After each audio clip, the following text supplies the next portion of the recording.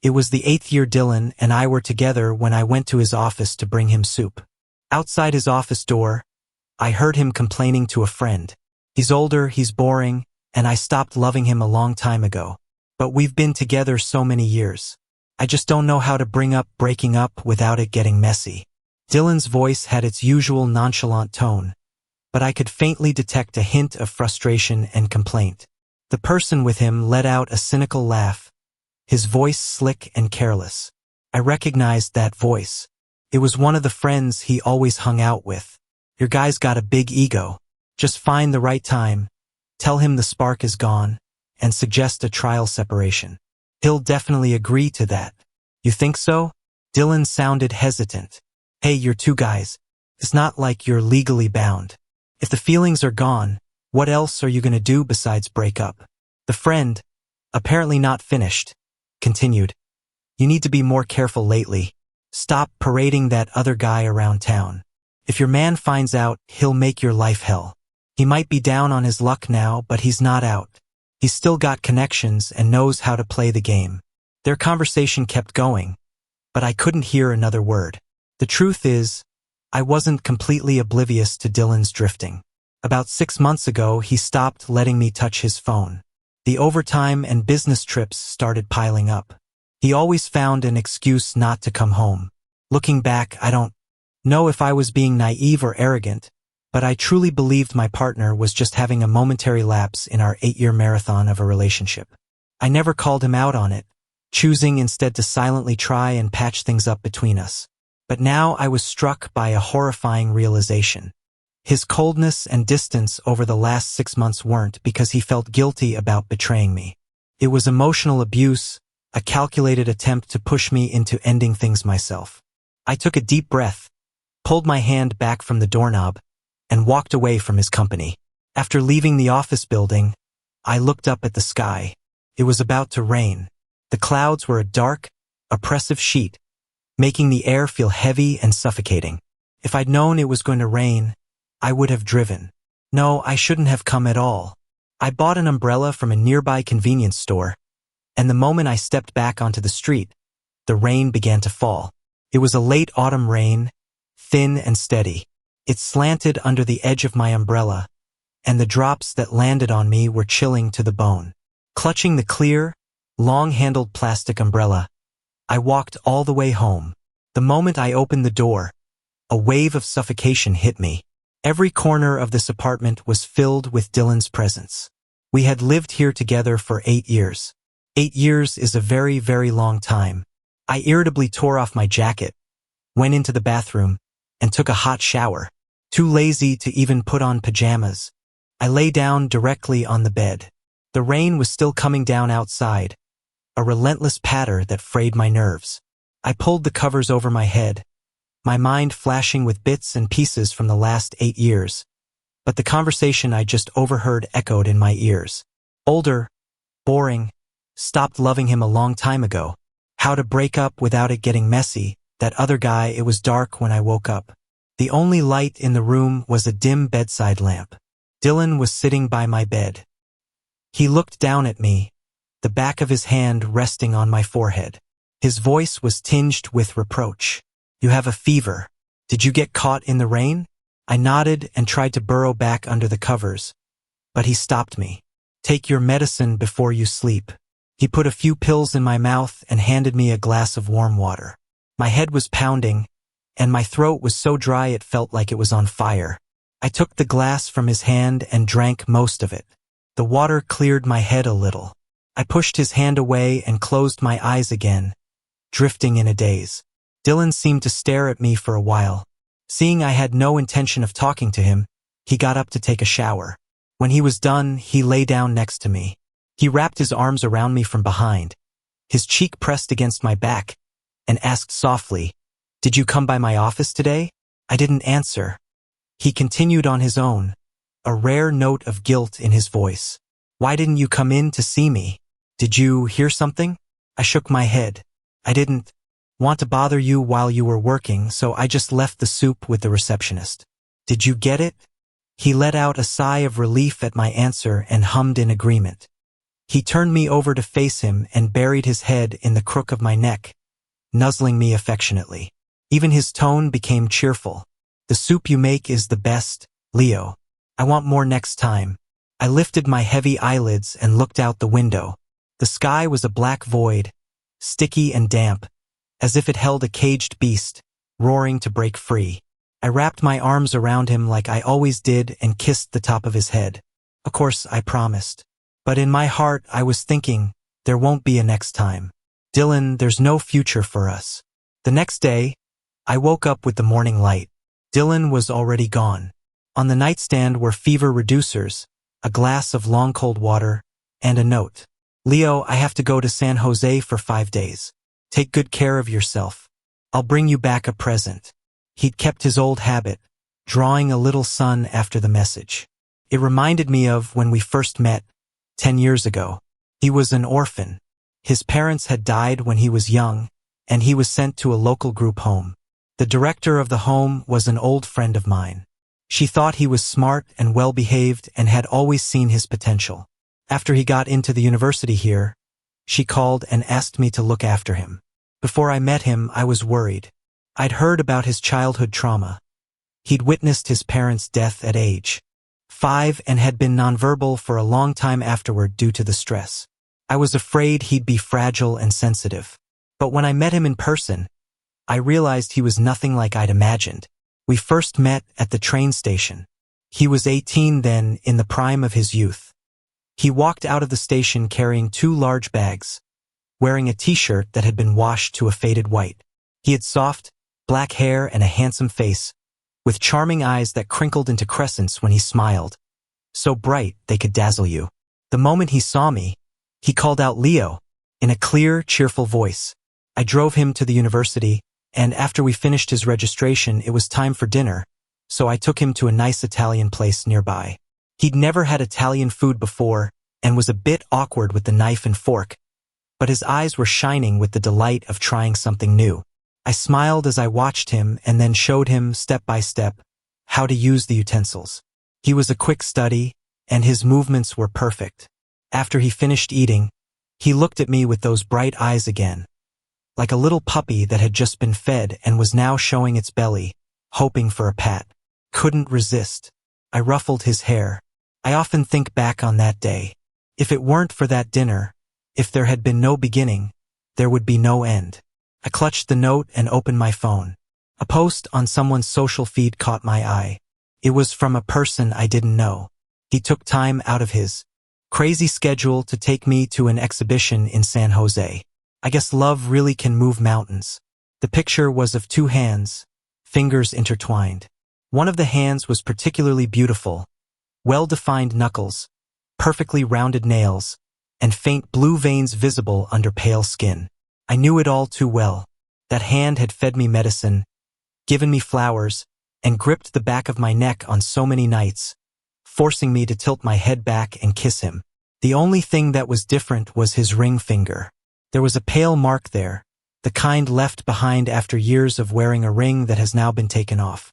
He had taken off our ring, abandoned me while I was sick, and was now by someone else's side. My forehead was burning, and my head felt fuzzy. When I closed my eyes, all I could see were flashes of my time with Dylan. I couldn't tell if I was dreaming or just lost in memories. Before Dylan and I got together, he was always so cheerful, open, and confident around me. It was only after we started dating that I discovered the insecurity and timidity hidden beneath his radiant smile. He never refused any of my gifts, but he would always show a flicker of unease after accepting them. I first noticed something was wrong the night before Valentine's Day. He had turned down my invitation again, saying he was busy. But how busy could college classes be? Suspicious, I called his academic advisor and got a copy of his schedule. It wasn't packed. Even if it wasn't exactly light, it was far from what you'd call busy. Back then, my feelings for him weren't that deep, and I was pretty relaxed about our relationship. I sent him a text, something along the lines of, "If you're not feeling this, we can just break up. We can still be friends." After sending it, I put my phone on the nightstand and went to sleep. The next morning, when I opened my door to leave for work, I saw Dylan curled up on my doorstep. He was sitting on the ground, arms wrapped around himself. When he heard the door open, he immediately looked up. He had dark circles under his eyes, and the tips of his ears were red from the cold. I was stunned. "What are you doing here? You said you wanted to break up, and you weren't answering my calls." His voice was raspy and dry, barely recognizable. His eyes were red, and it looked like he was about to cry. I walked over and pulled him inside. His whole body was ice cold, his face pale and devoid of warmth. "Are you an idiot?" He didn't answer my question. He just rested his head on my shoulder and said in a choked voice, "I don't want to break up. Please don't break up with me. You don't want to break up, but you don't want to see me either. What is it that you want?" I asked, a little exasperated. "It's not that I don't want to see you." He turned his head and bit my neck playfully, grinding his teeth a little on the soft flesh. "You have no idea how much I miss you." "Then what have you been doing these past few days?" I couldn't help but wrap my arms around his waist as I asked. "I've been working part-time to get you a birthday present." His voice was muffled. He lifted his head from my shoulder and, after staring at me for a moment, pulled a small gift box out of his pocket. Inside was an exquisitely crafted tie clip.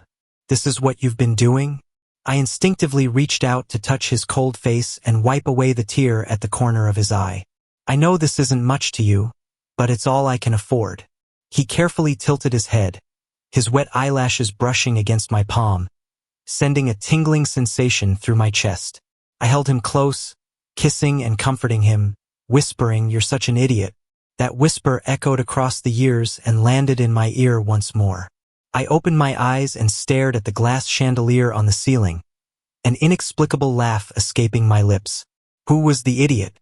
I lay in bed in a daze all day, until the vibration of my phone woke me up. I opened it to a screen full of messages from Dylan, reminding me to take my medicine.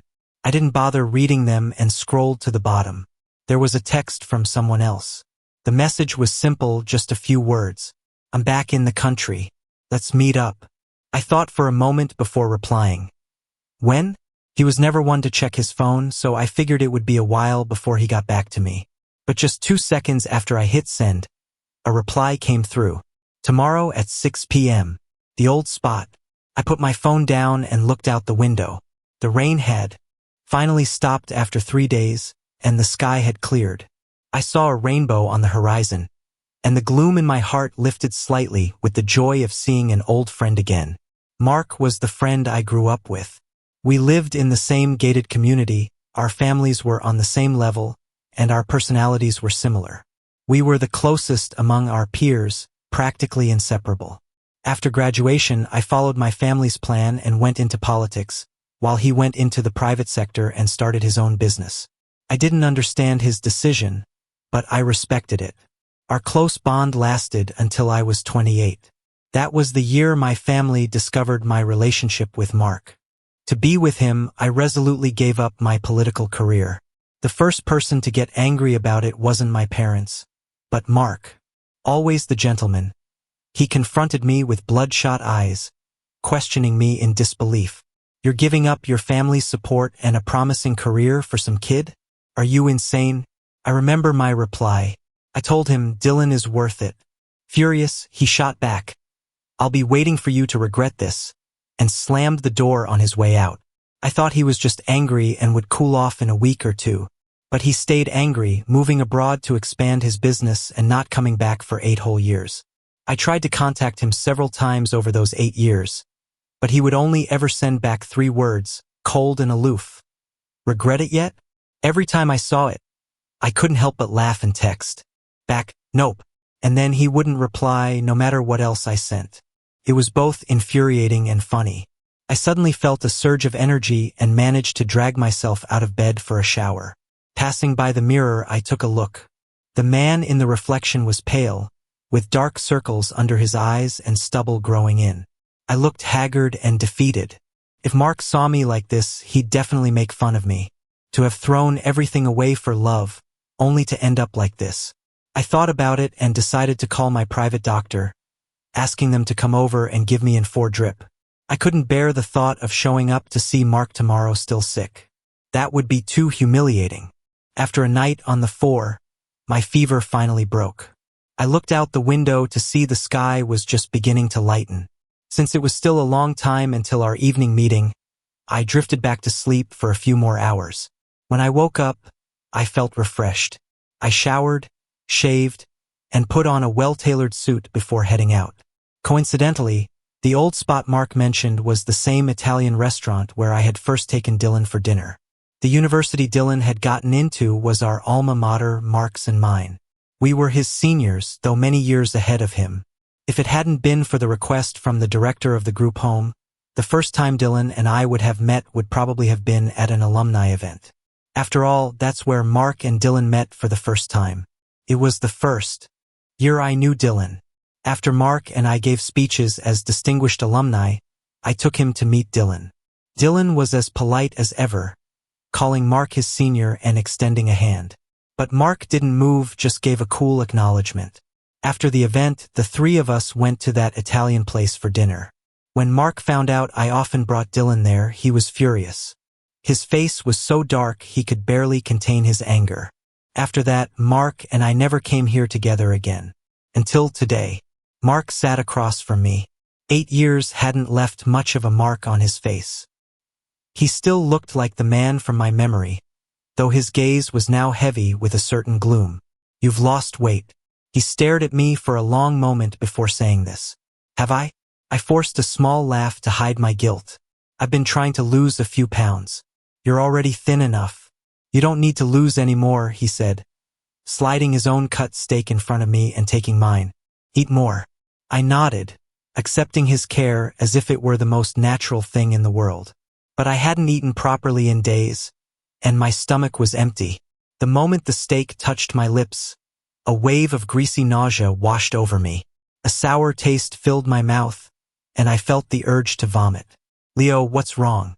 Mark quickly came to my side, supporting me and patting my back to help me catch my breath.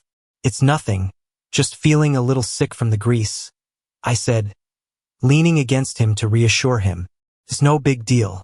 Mark was about to say something when a cold, angry voice cut him off. What are you two doing? I looked up and saw Dylan. He was standing not far from us, a fair-skinned young man by his side. They were wearing matching coats in different colors. If you ignored the ferocious look in Dylan's eyes, they looked like a very well-matched couple. Dylan? Mark spoke before I did. He looked Dylan up and down, then glanced at the young man with him and laughed. What do you think you're doing with your arms around my man? Dylan was no longer the poor kid who had to put on a facade. He had money and status now. Even under Mark's openly contemptuous gaze, he didn't flinch. Oh, so you do know your boyfriend is Dylan, huh?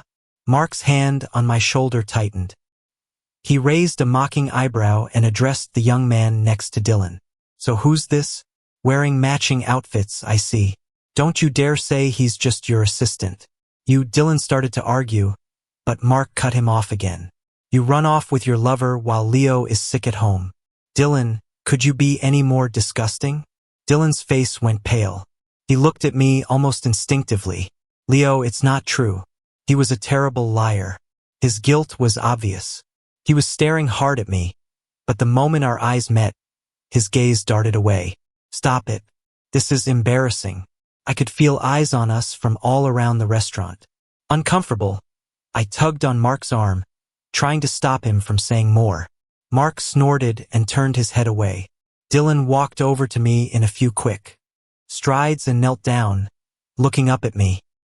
His eyelids drooped and then lifted, revealing a vulnerable redness. Can we please go home first? I looked down at his face and suddenly remembered his college days. Whenever he made me angry back then, he would use this tactic, knowing I couldn't stand to see him looking so pitiful. I had the urge to run my hand through his hair, but when I lifted my hand, I saw his hair was perfectly styled with gel. I let my hand fall back to my side. We haven't finished our dinner. He glanced at the barely touched steaks on the table and managed a strained smile. Leo, will you come home after you finish? Isn't it your birthday today? Go out and have fun with your friend. Just come home early tonight. I have a present for you. I glanced at the young man behind him and smiled. The young man's face paled, and he looked uncomfortable, but he stood there quietly. Leo, let me explain, just listen. I was getting tired of Dylan's pleading. My tone turned sharp as I looked down at him. He was silent for a moment before his voice returned to its usual gentle tone. Okay, I'll wait for you at home. After Dylan left with the young man, Mark looked at the cold steaks and muttered, "What a buzzkill." I couldn't agree more. Hey, you remember that wonton cart at the entrance to the old neighborhood? I'm craving some of their crab roe wontons. Mark thought for a second and then chuckled. My friend, that old man is a phantom. I can't guarantee I can find him. I grabbed his ear and gave it a tug. I'm heartbroken here. All I want is some wontons. You can't make that happen? He looked at me for a long time, and then his eyes softened into a smile. His dark pupils filled with a mix of resignation and indulgence. I'm powerless against you. Maybe it was the restaurant's overly romantic lighting, but I could read a hint of tenderness in his gaze. I felt a little awkward and threw on my coat. Let's go. Find me some wontons. We got lucky. When we reached the old neighborhood, the old man was just setting up his wonton cart. Twilight had fallen, and the streetlights cast a dim, yellow glow. Just like years ago, the old man had parked his modified tricycle under the giant sycamore tree and was standing there alone, slowly wrapping wontons. The scene was both familiar and strange. After late-night study sessions in high school, Mark and I would always walk home, roughhousing along the way. We'd pass this cart every time. The old man had been there for years, watching us grow from little kids into 6-foot-tall young men. He had a soft spot for us and would always secretly set aside 2 extra-large portions of crab roe wontons for us at no extra charge.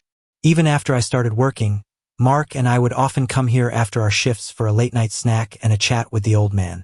That memory stopped in the second year Dylan and I were together, when I moved out of my family's home to live with him. And then Mark went abroad, and we never came back here again. Who are you two? The old man squinted at us for a while before recognition dawned. You 2 rascals. It's been years. He was as loud as ever, with none of the usual customer is always right attitude. Work's been too busy, Mark said with a laugh. Too busy to visit an old man like me. Huh? The old man grumbled loudly as he quickly wrapped the wontons and tossed them into the pot. Still 2 orders of the crab roe wontons, right? We nodded and found a couple of small plastic stools to sit on. It was a late autumn evening, and the night wind was particularly chilly. I rubbed my hands together to warm them up. Mark glanced at me, then took off his coat and draped it over my shoulders. You'll freeze to death. Your mom will kill me. His words made me pause. I instinctively looked toward the entrance of the neighborhood and said in a low voice, I haven't been home in a long time. In the second year Dylan and I were together, my mother discovered our unusual relationship. She threw a huge birthday party for me and, behind my back, sent him an invitation. I can still remember 20-year-old Dylan's face when he saw me in a tuxedo, with the champagne tower behind me. The look in his eyes was one of pure intimidation. My mother walked up to him with a gentle smile. Her expression was kind, but her eyes were cold. She used the most polite words to hammer home just how unworthy he was of me. I watched the light in that young man's eyes slowly dim. Watched him stand there, back straight, even as tears welled up. Finally, my mother leaned in and whispered something in his ear. He looked at me one last time with an expression of heartbreaking despair, then turned and rushed out of the ballroom. He turned so sharply that a tear flew from his eye and landed on the back of my hand. It was scalding hot. Dylan. I started to go after him, but my mother grabbed my arm. Everyone is watching. Are you really going to chase after a man? Have you forgotten about the family's reputation? About your career? Are you throwing it all away? My mother had always been gentle with me. That was the only time she ever used such a sharp, questioning tone, forcing me to make a choice. I glanced around at all the guests staring at me and finally chose to back down. I'll cut off contact with him, I said, turning back to my mother. But you shouldn't have taken matters into your own hands and humiliated him like that. My mother scoffed. For someone trying to ruin my son, no humiliation is too much. After that, we did stop seeing each other for a while. But 2 months later, I got a call from Dylan. He was at the airport, his voice choked with sobs, asking if he could see me one last time. I hesitated, and then I regretted it.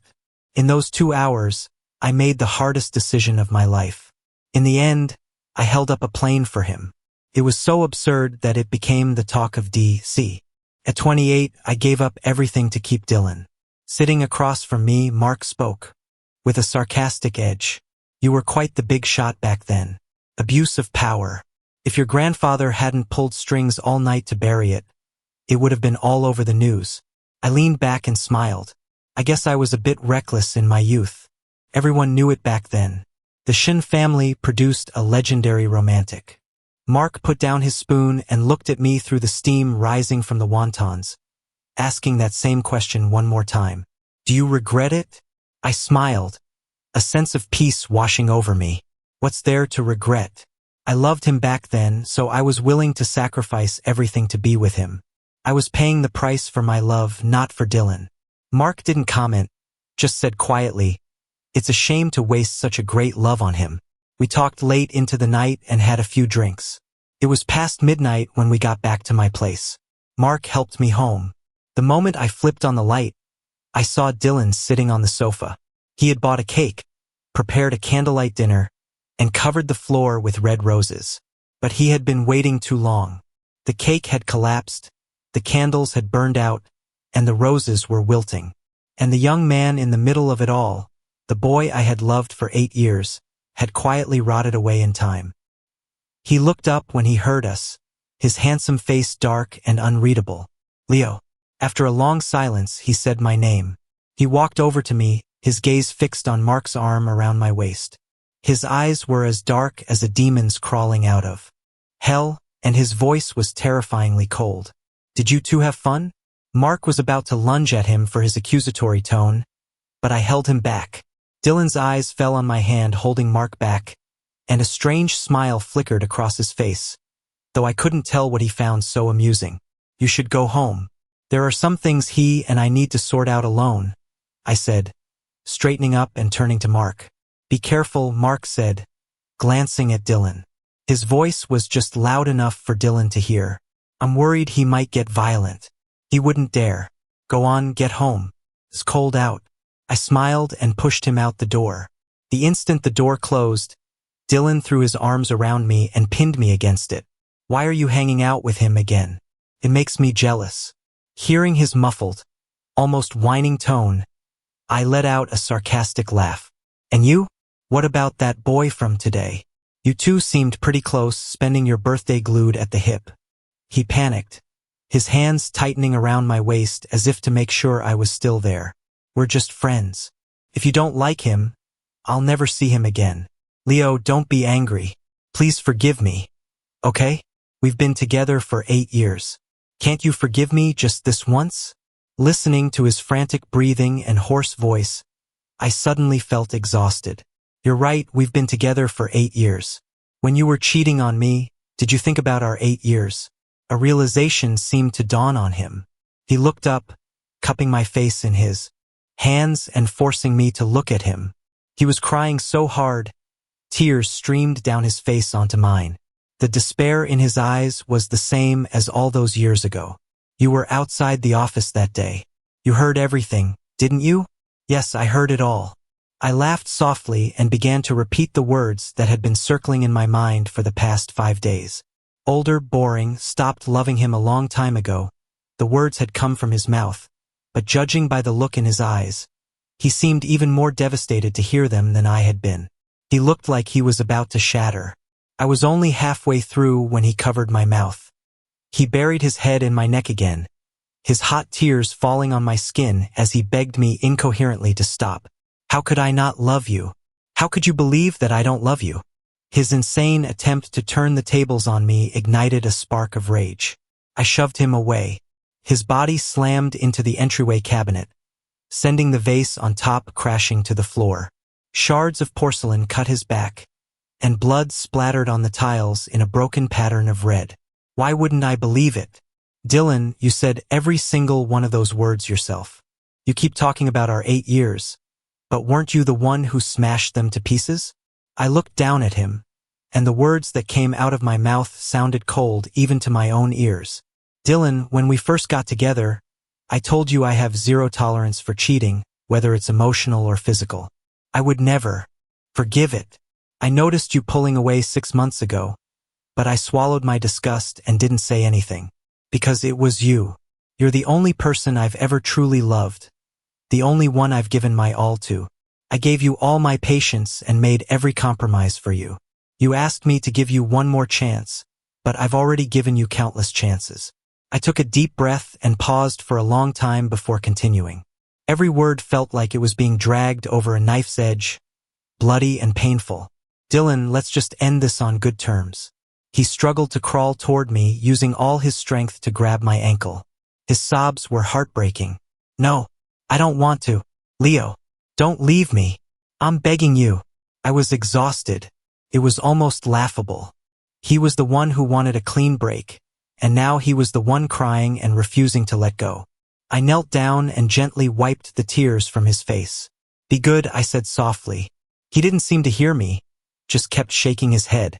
His face was drained of all color and covered in a cold sweat. The light in his eyes had shattered into a million pieces. He looked so pathetic I almost felt my resolve weaken. But then I looked past him.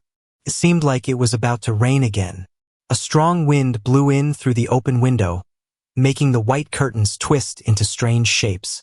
We had been intimate on that balcony countless times. He had held me there to watch fireworks, put a ring on my finger there, and promised me a lifetime of faithfulness. There.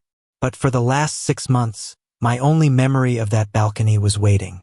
Some nights, I even saw his car parked downstairs, but he would rather sit in his car than come up and face me. I waited upstairs while he stalled in his car. In the end, all I got was the sight of his taillights disappearing and a lame text about working late. I was raised to weigh the pros and cons, to always consider the bottom line. I calculated every step of my life, afraid to make a single misstep. He was the only exception. For him, I came out, broke with my family, and gave up my future. And for the last 6 months, I kept lowering my standards, loving him to the point of humiliation. Memories of the past 8 years flooded my mind, the final image settling on the scene outside that office door. Dylan, I can't be with you anymore. You're like leftovers. You might have been delicious once, and I guess you're still edible if I'm desperate. But you know me. I never eat anything that isn't fresh. I pried his fingers off me one by one, opened the door, and walked out.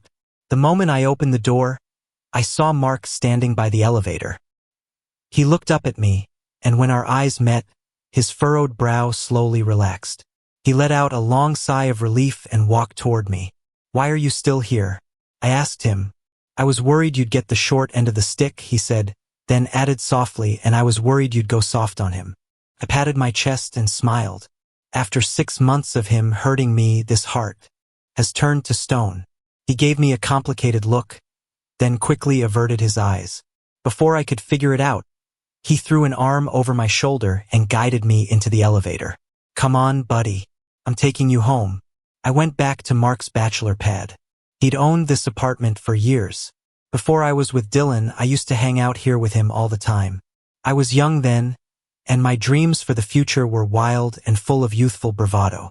I was sure I would find the perfect love. But now, nursing a broken heart, I looked out the floor-to-ceiling windows at the endless stream of traffic below and felt a wave of melancholy. After all this time, I'm still all alone. He took the glass of wine from my hand, his drunken eyes looking straight at me.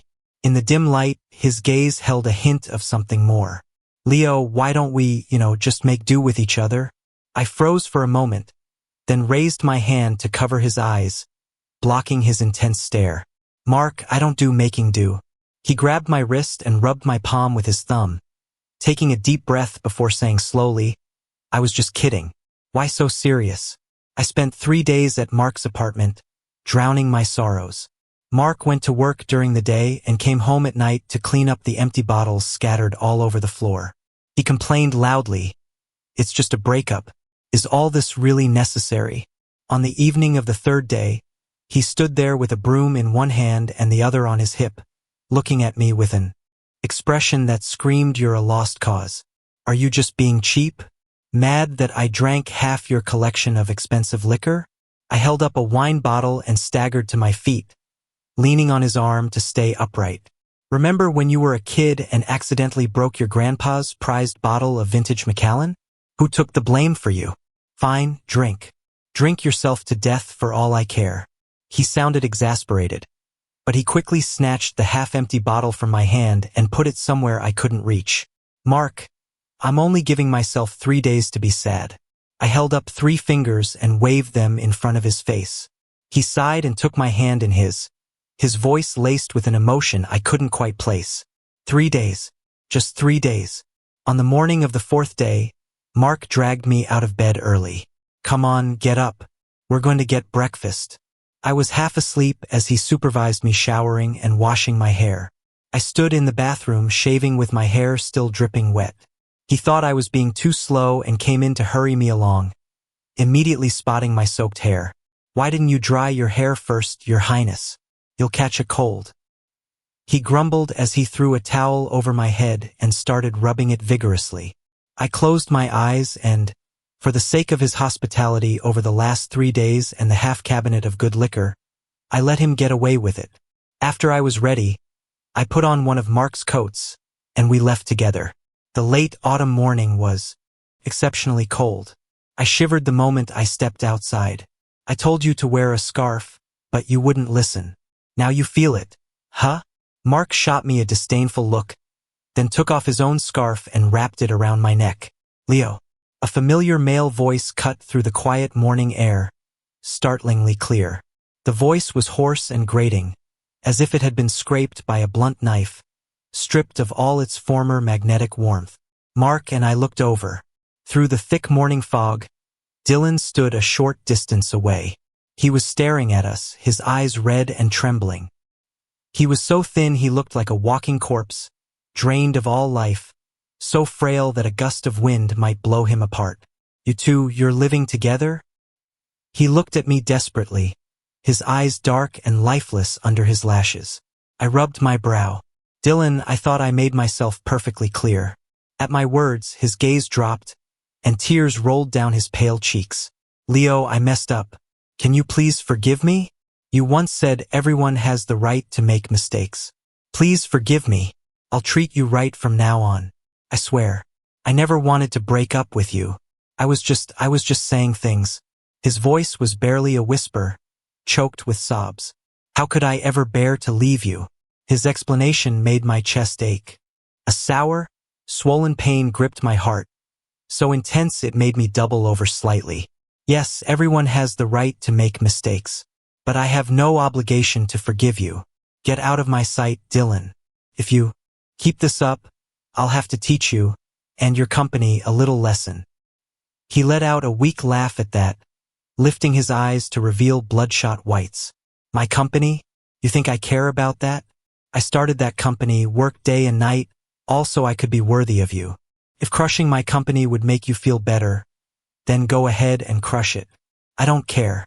He sounded like he was spiraling, like a child throwing a tantrum over a toy.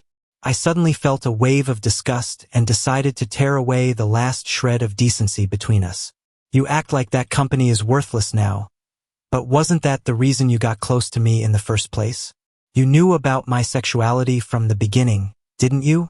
You approached me with that sunny, boy-next-door act, constantly testing the waters, creating an ambiguous vibe in front of my parents. What was your plan? You thought my family would pay you off, send you to study abroad, and then when you came back, you could use my lingering affection for you to help your career, right? It was a good plan. The only thing you didn't account for was me holding up a plane for you." I paused. "I've been saying our relationship went bad 6 months ago, but we both know the truth. Your feelings for me were never pure from the start. I'm 7 years older than you. I grew up in a world of power and money. I'm much smarter than you think. I saw through your phoniness and your calculations. I saw your little tricks and your real intentions. I knew you were second-rate, but I loved you. So I closed my eyes and walked right into your trap. That's the kind of person I am, Dylan. When I love you, I'll swallow my disgust to be with you. But now, I don't love you anymore. No matter how much you grovel, I won't come back. Even if you dropped dead in front of me right now, I wouldn't bother to look. Let go. Don't make me hate you. He looked like he wanted to smile, but his lips barely moved, forming a twisted, ugly shape. I thought your tolerance for me was bottomless. Turns out you had a line all along, just waiting for me to cross it. I had no desire to hear any more. I grabbed Mark and started walking away. After we had walked a little way, Mark couldn't help but mutter under his breath. I thought you were just stupid, but it turns out you're a complete and utter romantic. Couldn't argue. I just stared at the steaming food cart up ahead and said, the first 25 years of my life were too smooth. Happy family, plenty of money, success in school and work. My life was so perfect it didn't have a single flaw. The only thing missing was love. So you had to go find that Dylan guy? A piece of work like him, Mark scoffed, full of disdain. Dylan is a contradiction. He's full of ambition, but he's also insecure and sensitive. Every move he made toward me was calculated, but his little schemes were so obvious to me. At first, I thought it was just an amusing show. I said his name, once again lost in memory. That year, I was just doing my job by the book and ended up pissing off some local thug. He didn't care about my family background. He just hired a few goons to teach me a lesson. They were real desperados. They cornered me in an alley with knives, and they even had a trunk ready to dispose of my body. Just when I thought it was all over for me, Dylan showed up. A selfish person like him could have just looked the other way and run, but he stubbornly rushed in. He shielded me with his own body and got beaten half to death. He had several broken ribs and a long scar on his back. The doctor later told me that if he'd arrived a few minutes later, they might not have been able to save him. I can still remember that night. He held me so tight, coughing up blood, telling me not to be afraid. He thinks his feelings for me were all a calculation, but I saw through his clumsy act. I saw a love that was scorching hot. He always loved me, far more than he ever realized. He's an idiot. That's why I kept waiting for him to figure out his own heart. Unfortunately, my patience was a lot thinner than I thought. Turns out I was the first one to let go. I suddenly couldn't tell right from wrong in our relationship anymore. I looked at Mark in confusion. Do you think maybe I'm the heartless one? Mark took my slightly trembling hand and led me forward. You're not a mind reader. You couldn't just believe he loved you through all the coldness, calculation, and betrayal. You're only human. You can't do that. He's the one who broke your heart. He's the one who doesn't know how to love. You were never the heartless one. New York City is a big place. After that morning, Dylan and I truly never saw each other again. He vanished from my life without a sound. The next time I saw him was 3 years later. In those 3 years, I apologized to my parents, moved back home, and started a new career. I've had a talent for art since I was a child, particularly oil painting and sculpture. After studying abroad for a while, I held my first gallery exhibition. It was there at the gallery that I saw Dylan again. He had lost a lot of weight. The suit that once fit him perfectly now hung loosely on his frame. He made his way through the crowd and saw me. He approached me like an old friend, forcing a smile. Congratulations, he said. I nodded, my eyes sweeping over his haggard face. Thank you, I replied nonchalantly. Perhaps my tone was too detached. The last glimmer of light in his eyes died out. His shoulders slumped, and he practically fled from my sight. Goodbye, Dylan, I whispered. Dylan's story, I had a dream. A ridiculous dream. I dreamed that I didn't love Leo anymore. That I even cheated on him. How funny. How could I not love him? My parents died when I was young, and the only person who ever showed me any kindness was the director of the group home. Through him, I met Leo. He was a nearly perfect man, mature, stable, with an impeccable family background and character. First, I just saw him as a mentor and a friend, or rather, a powerful connection. Then, later, I discovered his sexuality. His career path meant he had to keep it hidden. He had never been in a relationship.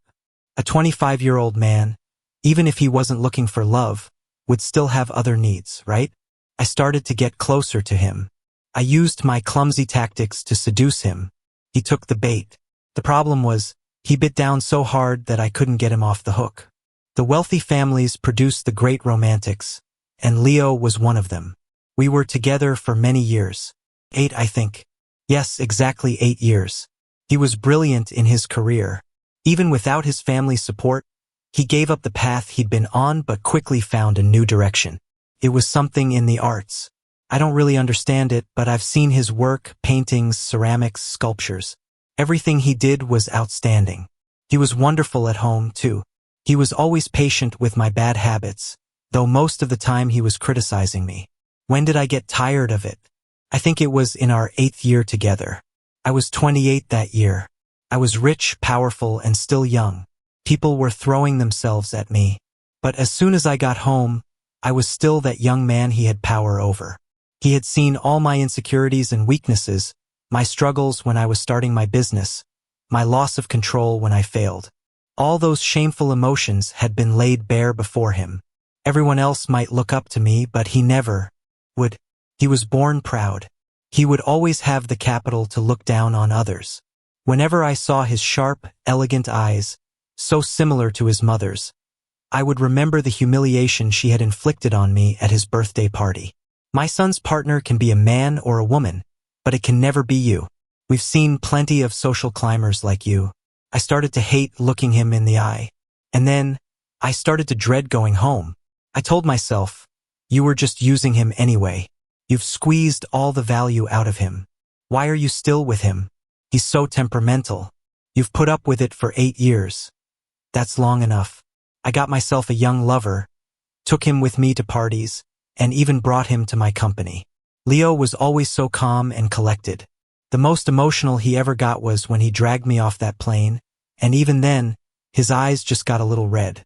I suddenly wanted to know if he would become hysterical, if he would break down and cry when faced with betrayal. But he was terrifyingly slow on the uptake.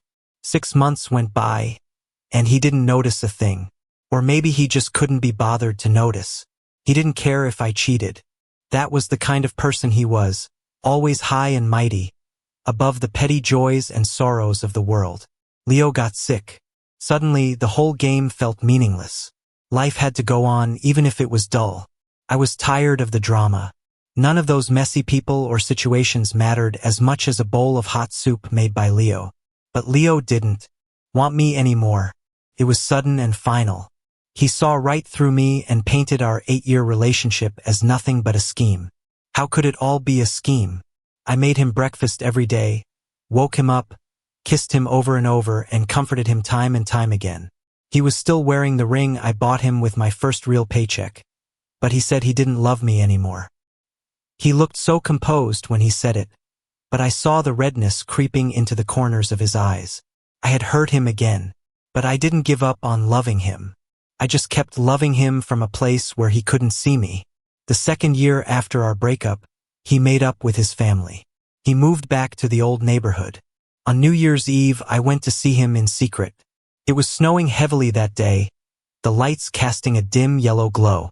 He was wearing a dark, knee-length puffer jacket with a big fur-lined hood, a scarf and earmuffs, walking in the snow with Mark. They had their arms around each other, laughing and talking. Maybe the snow made the ground slippery, but he fell. Then he just lay there, refusing to get up. Mark sighed helplessly, knelt down, and lifted him onto his back. He walked forward slowly but steadily. My heart started to ache again. That peaceful, happy scene should have been mine. I don't have parents or any close friends. The only person I ever truly shared my heart with was him. I, too, was once held in his arms and gently comforted. I too once had a home, and I was the one who destroyed it. I bent over in pain, clutching my chest, and my knees gave out, sending me kneeling into the snow. I staggered back to our home. The apartment was empty, except for a piece of clothing lying on the sofa in the living room. I walked over and gathered the garment into my arms, which seemed to still hold his scent. I mumbled, "Leo, I miss you so much." The dream wasn't fake. Leo, he doesn't want me anymore.